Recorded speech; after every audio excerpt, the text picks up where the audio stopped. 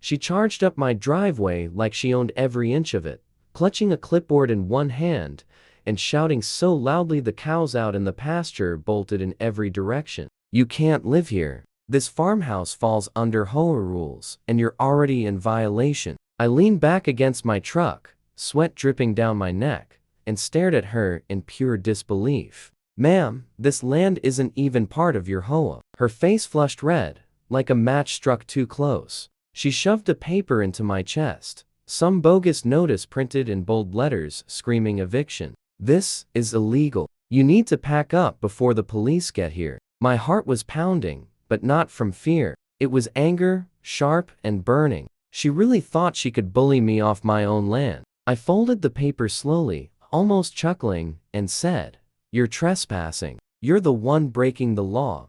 Her mouth hung open for a beat. Then she yanked out her phone and screamed into it, "Send the cops right now. There's an intruder." I hand clenched, but I stayed steady. Deep down, knew she had no clue who she was dealing with. The wail of sirens rolled down the dirt road quicker than I expected. In just minutes, 2 patrol cars pulled in, lights flashing. Karen threw her arms up like she just won something. "Officers, arrest him. He broke into this farmhouse. He doesn't belong here." She jabbed a finger at me like I was a criminal. The cops glanced at me, then back at her, puzzled. I didn't budge, didn't flinch. I sat on the tailgate, lit my pipe, and let out a slow stream of smoke. One officer stepped closer. "Sir, we received a call about trespassing. Can we see some ID?" Karen smirked, muttering, "Got you now." I reached into my jacket, pulled out my old leather wallet, and handed it over. The officer's eyebrows shot up the instant he looked inside. He flicked a glance at his partner, then back at me, standing a bit straighter now, his tone changing. "Ma'am," he said firmly to Karen, "you need to step back." Her smile vanished. "What? No, he's the intruder. This land is HOA regulated, and I'm the board president." I leaned forward slightly, locking eyes with her, and said calmly, "Karen, you just made the worst mistake of your life." She froze for a second, then doubled down, yelling even louder, "Don't listen to him. I have authority here. If you don't arrest him, I'll cost you your jobs." The officers looked uneasy, but none of them moved toward me. Instead, one spoke evenly. "Ma'am, this property isn't under your HOA's authority. We've checked the maps. You're overstepping." Her face twisted in rage. She stomped closer, jabbing her clipboard inches from the officer's face. "You're wrong. I filed the paperwork myself. This land belongs to the community now." And he's squatting. That's when I grabbed the folder kept ready in my truck. I didn't raise my voice. I simply opened it and showed the deed, stamped and signed, my name printed bold at the top. "Funny thing," I said, "because county records show this land has been mine for 2 months." The officers leaned in, nodded, and one even muttered, "Looks legit." Karen's eyes flicked back and forth as her confidence began to crack. She wasn't used to being challenged, and I could see her scrambling for another lie. Instead of backing off, she hissed into her phone again. "Fine. If local police won't do their job, I'll call my officers." The air grew thick. The cops exchanged confused looks, and I nearly smiled. She had no idea how badly she was burying herself. Minutes later, a black SUV screeched up, skidding to a stop near the gate. 2 men jumped out wearing uniforms that looked almost official, but not quite. Their badges were cheap, their belts didn't match, and everything about them screamed fake. Karen marched toward them, glowing with triumph. "Finally, officers, arrest this man now. He's squatting on HOA land." The real cops stiffened, hands drifting near their holsters. One whispered, "They're not on our roster."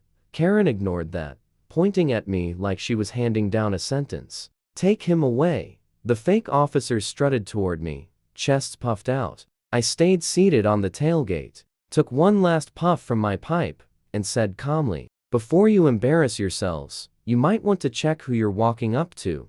They hesitated, glancing at each other, but Karen snapped, "Do it now."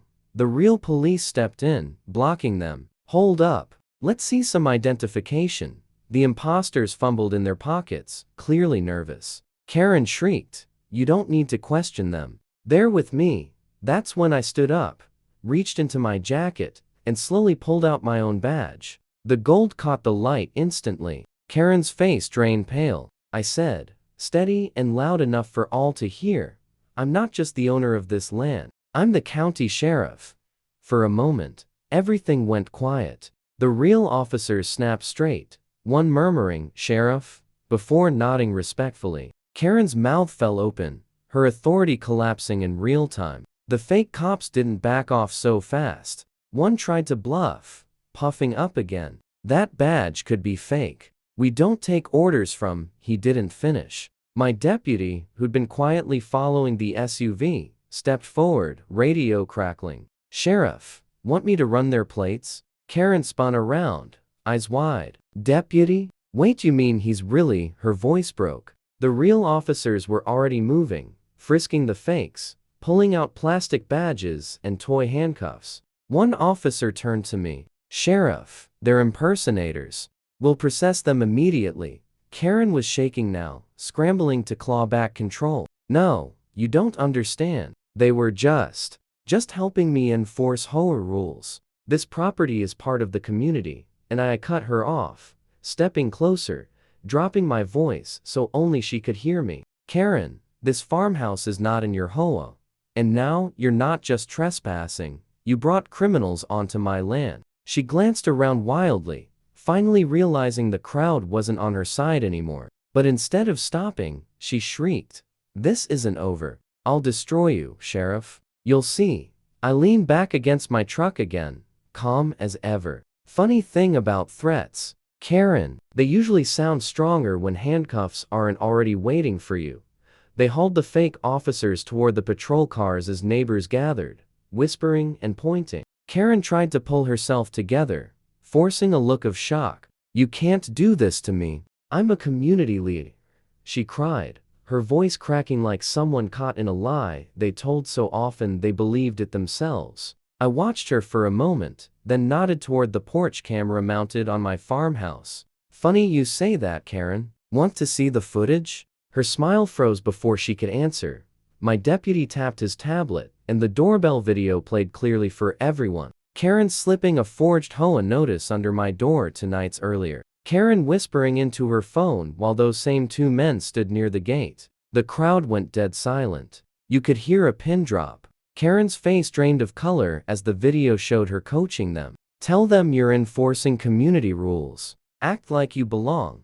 Her lips moved, but no sound came out. She lunged forward in panic. "That's edited. Fake. Planted," she screamed. But the footage kept rolling. Her signature, her voice. The exact moment she called 911, pretending to be a concerned neighbor. One officer raised a recording of her call, her own words sealing her fate. A neighbor shouted, "She did this to old Mr. Lane last month too." Another pulled up a post from a local group where Karen had bragged about keeping the neighborhood clean. Karen collapsed to her knees like the ground had vanished beneath her. "Please, please don't ruin me," she begged, eyes wet but empty. The people who once believed her turned away. I walked over slowly, looked down at her, and said, "You used fake authority to scare my family and brought criminals onto my land. This is where it ends." She snapped back, half screaming, half sobbing. "You'll pay for this." I clipped my radio to my shoulder, voice low but firm. "Maybe in court." Then I turned to the officers. "File everything. Trespass, impersonation, fraud." The deputy nodded once and uploaded the footage. A neighbor already had their phone raised, streaming. Within minutes, it wasn't just our road anymore. It was everywhere. With one caption, people kept repeating, "Don't mess with someone's home."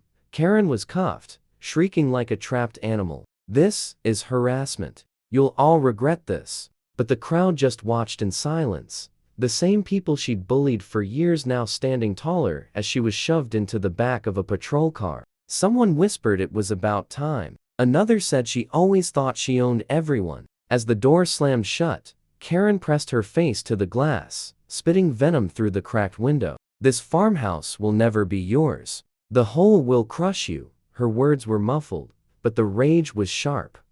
I tapped the deed folded in my jacket and met her eyes. "Karen, This land was never yours to begin with. The SUV carrying the impersonators pulled away first. Then the cruiser with Karen followed. The flashing lights faded down the gravel road, leaving only dust hanging in the air. For the first time since we moved into my dream farmhouse, the yard felt quiet, peaceful. My wife stepped onto the porch, arms crossed, a small smile on her face. "So much for a quiet country life," she teased. I chuckled, shaking my head. "Guess Karen never figured out I'm not the kind of man you scare." She stepped closer, brushing my hand. "You stayed calm through all of that. I'm proud of you." That's when I noticed a black car idling just past the tree line. Its engine hummed low. The driver didn't move. My smile faded. Karen's last words echoed in my head. This isn't over. I knew, deep down, she wasn't finished.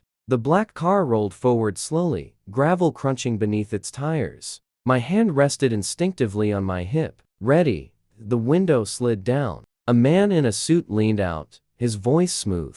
Too smooth. "Sheriff, you made quite an enemy today. Karen has friends in places you wouldn't expect." He smirked once, then sped off, tires kicking dust. My wife tightened her grip on my arm. "Did you hear that? She's still pulling strings." I nodded, watching the car disappear. "Yeah, but strings snap when you pull them too hard. By morning, the footage of Karen's meltdown had gone viral. Millions watched her scream about illegal farmhouse living and fake police calls. Neighbors stopped by to thank me, some with tears in their eyes. "She ruined so many lives," one elderly man said. "But you stopped her." Later that week, I stood on the farmhouse porch, watching the American flag wave overhead. Karen was facing charges: fraud, trespassing, conspiracy. Her so-called power had collapsed under the weight of truth. And as I looked across the land I'd worked for, bled for, and sworn to protect, I felt something deeper than victory. This wasn't just about me. It was about proving something every American knows in their bones. Your land, your family, your freedom. No HOA, no bully, no fake badge can take that away. I exhaled, finally at peace, and whispered to myself, "This is my dream farmhouse, and no one will ever steal it from me."